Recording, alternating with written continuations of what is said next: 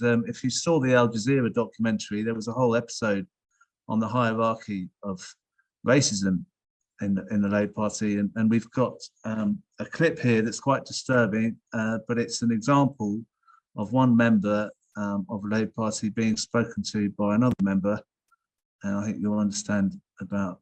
You and me are gonna have a big fucking fallout, big problem, right? Because you cannot give the fucking Muslim Islamic fucking bias to group chats, yeah? I've seen the way you operate, right? Fine, bruv, you and me, it's war now. Like, you wanna play your game, Syed? You wanna play your game with me? That's fine. What are you saying? Are you threatening me? What are you trying to say? You play the game of fucking piss. You cannot give me this fucking Islamic bullshit. Mate, you're being racist now. You're calling me up. You're calling me up. You're being racist. How can you call me up, mate? You threatened me. You said you're gonna attack me, and now you. If you wanna have war with me, that's fine, no problem. I respected you as a member of the Labour Party, as a democratic individual, not as some Islamic fundamentalist lunatic. Now you're being racist. You've shown yourself to be a Muslim extremist. I'm the secretary of the Labour Party in Ilford South, and you're calling. Okay, fine. That's cool, bro. That's cool. You sit there. Who are you? But who are you though? Okay, fine. But who are you though? You're just any random person calling me up. I've got 1,900 members. You're one of them. Who are you? Fine. So why are you calling me up, threatening me? Yeah, on that call with Syed. How are you doing, Syed? Not too bad, Andrew. Not too bad at all. How are you keeping? Thank you for inviting me along.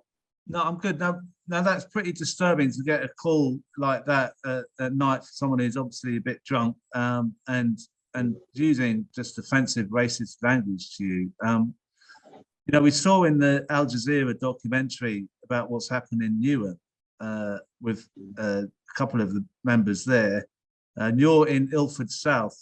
Is this Islamophobia? I mean, is that something that goes right across East London? Is that something you think is a national problem?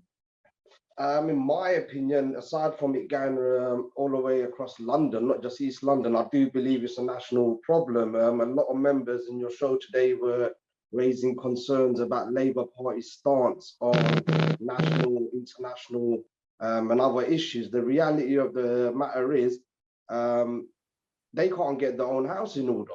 So how can we expect them to have a reasonable, rational stance on international or national issues, whether you talk about the war in Ukraine, whether you talk about the war in Yemen, arms deal to the Saudi Arabian government? If you can't get your own party in order, you know, it's going to be very difficult to have a reasonable and rational stance with issues concerning other organizations and political parties. Generally, do I believe Islamophobia is rampant across East London and London as a whole? In my opinion, I do believe it's rampant. I believe that Muslim activists are used to drop leaflets off. I believe that it is a necessity to allow Muslim activists to join the party. If it wasn't, I don't think they would allow many members to join. This is something that's not new. I spoke to a senior member who's been an active party member for over 40 odd years, initially from Tower Hamlet. And he was telling me only a few days ago how in his days, the early days, you know, a British Bangladeshi person trying to join the Labour Party would have their membership declined. And it wasn't anything that was new. It was quite well known that any Muslim or Bangladeshi trying to apply to become a Labour Party member, particularly from East London, as early as 15, 20 odd years ago, maybe that's a bit too soon, a little older than that, they were refused, blatantly just refused membership. They had to fight for their chance to become a member, let alone a actual elected representative. That's way and beyond, to be honest. And you just have to look at what's happened to Maurice Mcleod. I noticed on social media over the last 24 hours that he's been prevented from standing as a long-listed candidate in Peckham. Now, this is somebody I understand to be a grassroots activist, community activist, and been quite active with his local community for many, many, many years now. So it's not a question of being Muslim or black, it's a question of actually ticking their boxes and you have to be their type of Muslim and their type of black person, and you know that's just bang out of order. And in my opinion, the racism runs straight through the top to bottom. And it's been going on for decades. And what was interesting to talk about on our discussion a couple of weeks ago on this show was the possibility that if Muslims are being excluded from the Labour Party, that they may be forced to start a new party of their own. Is that a danger, isn't it? That if the parties are not welcoming, then there will be separation of people like that. I think it's a very big danger. I think it's only natural that Muslim people living in the UK, England particularly, will feel somewhat disenfranchised, whether that means voting for another political party or just not turning up on the day of an election and voting for Labour. That itself is the bare minimum. I think all you have to do is look at places like Birmingham, Tower Hamlets, where you're seeing independent parties take control of Labour councils. It's quite obvious that, you know, residents and members have had enough. You look at Roman and the Aspire Party, you know, they've come straight back into power and they've come back with a bang. And you look at some of the measures and some of the policies they're implementing, you know, some would say these are socialist Labour policies. So the residents, the activists do have socialist beliefs, they do have socialist values, working class families, and want to endeavour to do what they can to support people in similar circumstances. But if the Labour Party are refraining from showing up where they should be, speaking up where they should, it's only natural that you are going to see, in my opinion, people diverting away from the Labour Party. It's not a question of whether people divert away. I think it's more down to the fact whether there's going to be a positive alternative available for residents, particularly in local council elections, I feel, where they have an alternative to pick from. If there is an alternative, I believe you're going to see many COPs across the country that do decide to vote for a different political party aside from the Labour Party. Yeah. Now, I'd just like to, you talked about Maurice Mcleod.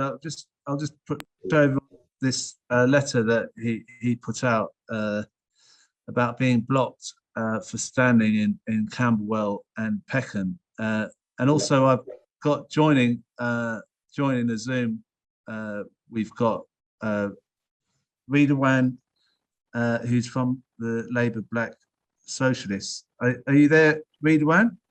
Yes, my brother. Yeah, so Syed, as Syed was saying, that there's a problem in the Labour Party with Islamophobia, and you'd say the same with anti-black racism as well, wouldn't you? Racism as a category, one cannot be Islamophobic and treat Jewish people fairly without qualification. One cannot be Islamophobic and treat Black people fairly without qualification. If you're a bigot, then it is toxic, it affects everything. And it is important, I can understand my brother, Syed Siddiqi, and I will not be one to point a finger to contradict what he is saying, because he lives this hatred directed at him.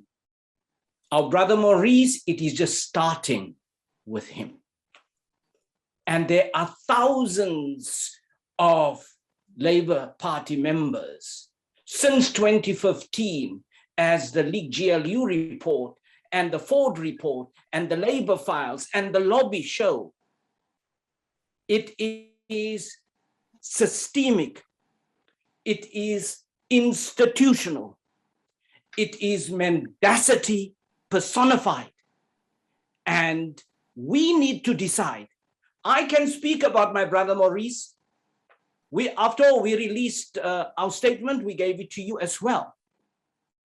I see a moment in the politics of this country unlike any other in the past 50 years. the protest vote is going to be the biggest that it has been likely for 2 generations. And it is going to be one where it is possible for the Lib Dems in the shires to eat the lunch of the Tories. The Greens are also probably going to benefit from that protest vote. And the Labour Party expects that it could be the biggest beneficiary of a protest vote. I'm not here. I'm a newcomer to this country. I've lived here only for 21 years and I feel like a newcomer still. Because working on the left is a very difficult thing in this country. Come from the anti-apartheid struggle. There, when I speak, people know me. The question here is not what happens with Maurice. We have put in place the appeals. Yeah, I say 2 trade unions back him. They know who they are. I've written to them. Now they know in terms of the rules, he should continue to the next stage. The question is, are they going to fight for their nominee? And that is the question. I love your program. I really love the people. I learn every time you and Jackie and Tina put on programs. I learn about this country. But people must decide. There's going to be a massive protest vote.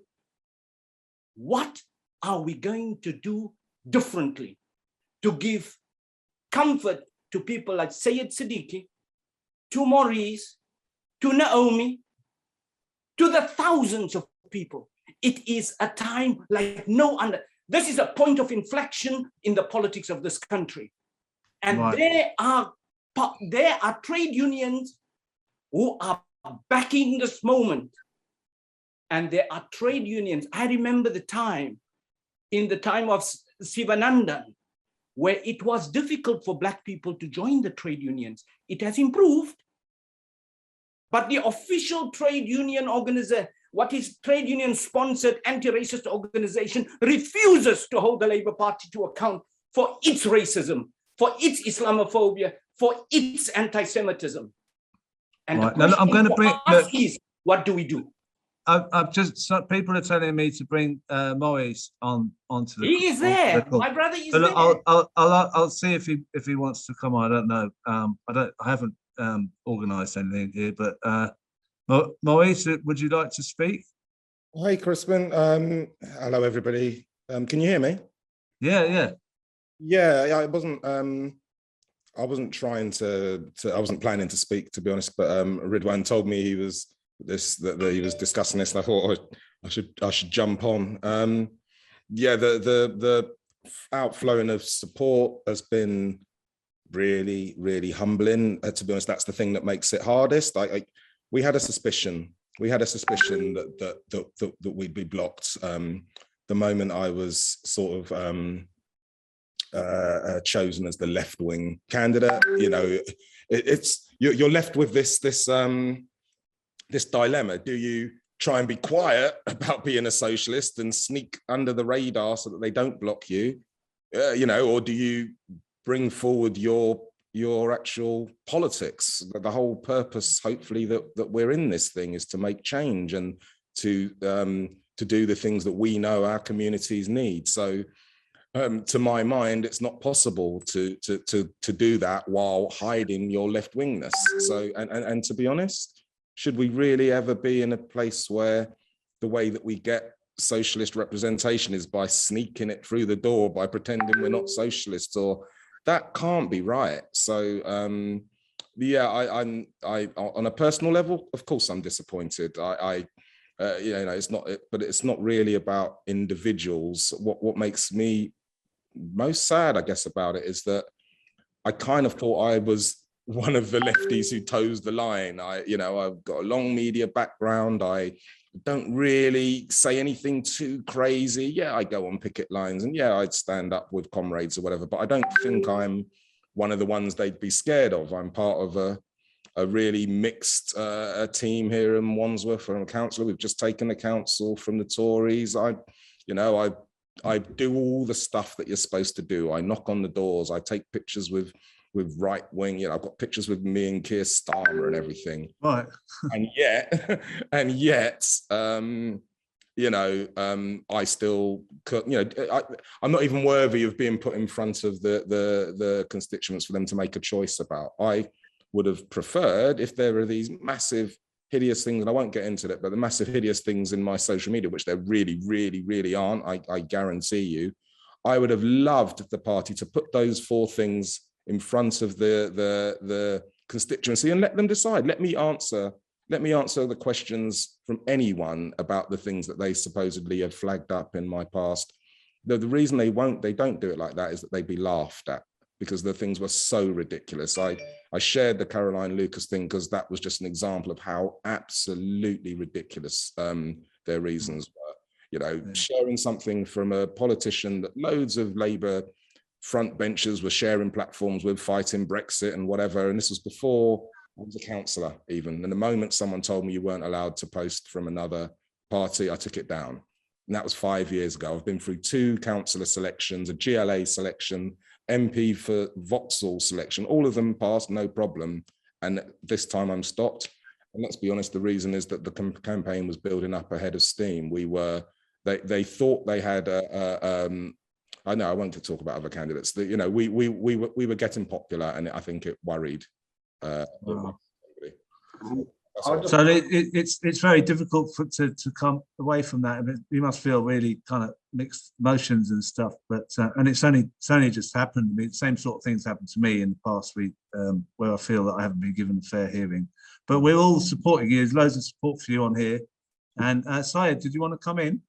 Yeah, I would just say first and foremost solidarity with Brother Maurice, and as much as this might hate to hear it, from my personal experience in the last 7 or 8 years, where I've been suspended, you know, reinstated due to the Ford inquiry, and then a couple of months ago suspended and expelled again for historical charges. Now, Maurice, brother, buckle up for a long ride. Now, it's going to be, if you think it's hard when right wingers are attacking you, get ready for when lefties do it, because there are groups of anybody that says there's racism in the right wing and it does not exist in the left is wrong, outright wrong. Now, in my personal experience, stereotyping Muslim black activists doesn't just exist in the right wing, it exists in the left.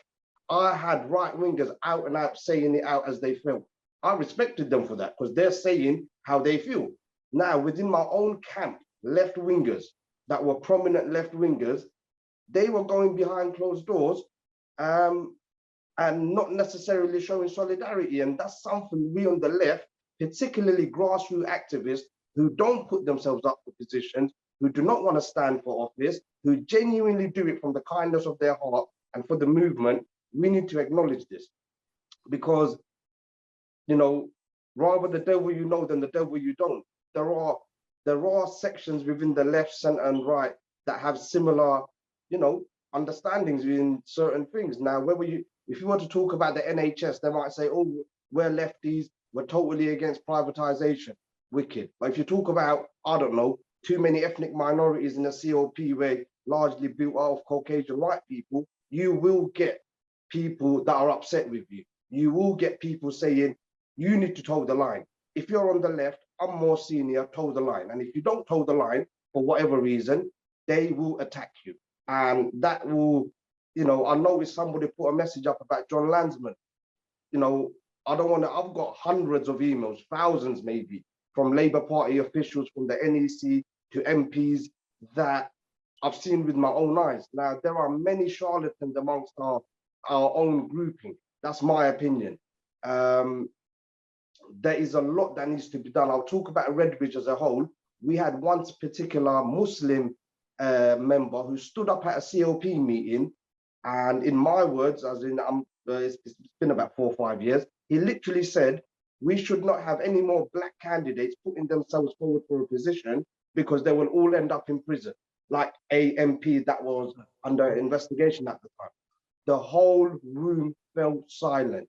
All the black activists stood up and went mad, as they should. We supported it, other comrades. I wasn't in the room at the time. I heard about it, and they complained to the Labour Party. What did the Labour Party do? They rewarded him with a councillor seat in the most recent election. This was somebody that stood up in a meeting and said black people should not be in positions of power because they will all end up in prison. Now, just imagine hearing that. And the party did nothing, absolutely nothing. When that recording you played initially when I joined the call, now I complained about that to the Labour Party as well as the police. The police turned up at my house and said he's bang to rights, he's gonna get a caution at the bare minimum, he's a goner. 2 days later, they contacted me, sending me 4 or 5 emails saying, are you sure you really want to do this? Do you really want to complain about it? Do you really want to pursue this matter? And what happened in the end? CPS decided not to take any further action. I asked the police officer, did you disclose the recording to them? No, they didn't. That recording is the primary evidence, and they failed to provide that to the CPS. And that guy had no further action against him. As a result, the Labour Party suspended me for having the nerve to complain about being racially attacked. Within 1 month of me lodging that complaint, I had 30 complaints lodged against me from people that I'd never met, people I'd never spoken to, people I'd never engaged with. And before you know it, I'm suspended. And if you look at just how Afsana's being treated, I see a couple of people mention Afsana's name. It's despicable. The first ever British Bangladeshi Muslim hijab wearing MP in Parliament, and the way she's being treated is absolutely disgusting. There's no two ways about it. The silence from the Labour Party, and you know, I'm not just talking about Keir Starmer, I'm talking about other MPs that haven't spoken up publicly in support of her. You know, silence is as good as being complicit, in my opinion, especially when you're elected to do a job, whether that you're an MP, a councillor, whether you are a paid official. If you are a representative of a political party, the onus is on you to represent your party's values and to actually defend your own political stance, whether that's on racism, that is our NHS, you know, call it what you want. People don't do it. Why? Because predominantly they want a career in the Labour Party. And as a result, they are willing to turn a blind eye to everything. When I had one of the tactics that, in my opinion, the right wing used, they will not get a Caucasian English person to complain about a Muslim person. They will actually get a Muslim person to do it. And there's an abundance of them. So I'll talk about Islamophobia. Half the complaints I had were from Bangladeshi Muslims who I'd never engaged with in my life. And they were lodging complaints, so the right wing can say, hold on, it's not English or, you know, non-Muslim person lodging the complaint. It's a Muslim person lodging the complaint. It's a Bangladeshi lodging the complaint. Therefore, it must be correct. And the power that be, they manipulate processes and procedures beyond belief. I've got an SAR request where I've got some of the documents, and it's shocking. And I'll say it as it is. John Landsman, who I do not personally feel is a friend of the left, I've got emails from John Landsman where he was trying to come to my defense after the Ford inquiry had been published, because there was a whole chapter about how I was treated by the powers that be, how I was suspended when I should have been actually protected. The fact that Mike Gates, my MP at the time, even though he heard the recording, his response to the Labour Party was, we want Syed Siddiqi, or he wants me, to face the harshest possible punishment there is. The leaked report also confirmed West Street Inn's office staff were complicit in communication in trying to cover up the abuse that I had suffered. Now, West Street Inn is the chair of the all-party parliamentary group on British Muslims. Now, it's absolutely disgusting that nobody in the party, outside of the party, the mainstream media, and even left-wing media outlets did not pick up on this point. How can somebody who's the chair of the all-party parliamentary group on British Muslims have office staff that are complicit in the cover-up of Islamophobia? Why are Muslim MPs not speaking up about this? So it gives you an idea how interlinked they all are. And, you know, it's important that grassroots activists who have been involved in the party for the right reasons stick together and hold those individuals to account. And that's my personal opinion.